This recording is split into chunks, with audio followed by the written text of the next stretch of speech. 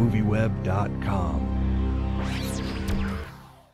Hey, how you doing? Good to see you.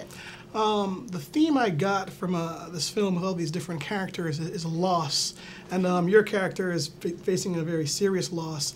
Yeah. Talk about preparing for such a serious role.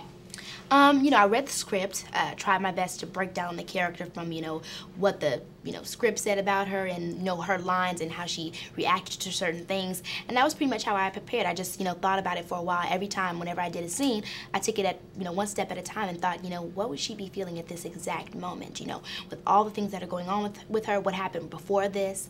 And that's how I did it. I just kind of took it easy, one step at a time, one scene at a time, and that's how it kind of came together.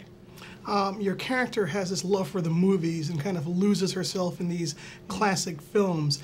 Had you seen Fargo? Had you seen these films beforehand? Were you aware of these movies? Did not see Fargo, and actually didn't see a lot of the movies that she had watched in the movie. But she did. I don't know if you noticed, she had like some shoes, and they had me write some of my favorite movies on them, and I put like Stand By Me and Primal Fear and American Beauty. So I got to put a little bit of movies that I liked on her shoes. So that was pretty cool.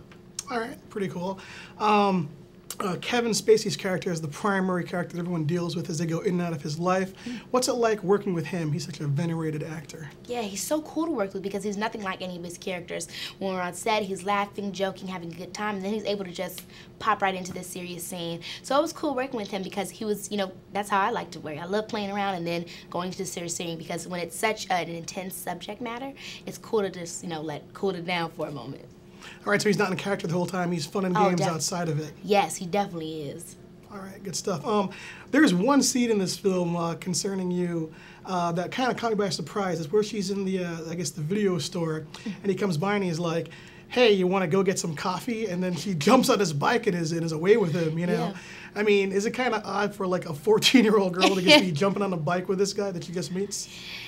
I think what she was thinking because of what's happening to her and, all the emotions that she's feeling is just, what's the worst that can happen? I don't think she really was thinking. With all the stress that she was going through and everything that was on her mind, riding on his bike to a coffee shop was the least worry, was her least worry. So it was just like, okay, this guy wants to hang out with me. I don't really have any friends. I just lost my mother. I don't have the answers to anything that's going on inside me. I just saw a movie. It made me feel better for the moment. So what do I do? Go with this guy or go watch the movie? What's the worst that can happen? So that's what she does. All right, but in general, teenage girls should not be jumping on Definitely bikes with not. men. All right, just making sure. I don't know if you're from LA, if you lived in LA your whole life, but I like to mock LA as a New Yorker, and I see this film as a kind of a satire of the LA lifestyle. So being a young actress, they make fun of the agents and the stars. Would you say that's satirical, or is it a little bit more fantasy than anything else? I mean, I'm sure that all those things are true. Whenever somebody writes, they get that character from, somebody. They get that idea from somewhere. And I think maybe it was exaggerated a little bit, but I'm sure some parts of that movie is true. Party animals, or an actor who's struggling with drugs, or a normal agent who has OCD. I mean, all those things are normal. They can happen to anybody, and I think it's just it being in LA, it kind of is like, oh, this is the way. But it's like that everywhere. Anytime you work with somebody, there's always a Patrick character somewhere. There's somebody struggling with drugs who can be a businessman. All those characters are real. It's just different when you see them in Hollywood form. All right, I was speaking to Saffron in the previous interview, and she was saying that the one-on-one scenes with Kevin weren't really rehearsed, and you're kind of playing off him. You're a younger actress. When you're with him in those kinds of scenes, are you nervous? I mean, is he kind of setting you up? How do you feed off that kind of presence when you're filming that? I just follow his balance of the scene. It's just like when you're doing an arguing scene with an actor. It's hard to go, get extremely mad when they're not being mad with you. So I just follow his rhythm. And when we were doing the scenes, when we were doing the first scene, he started the first line, and we kind of took it there, and the emotion, it just went. It felt normal. It felt like, I was the character Gemma, and this was a normal conversation that I was having with, Kevin Spacey's character. And in Gemma's mind, I knew before we started the scene that, my mindset was, I don't want to be here.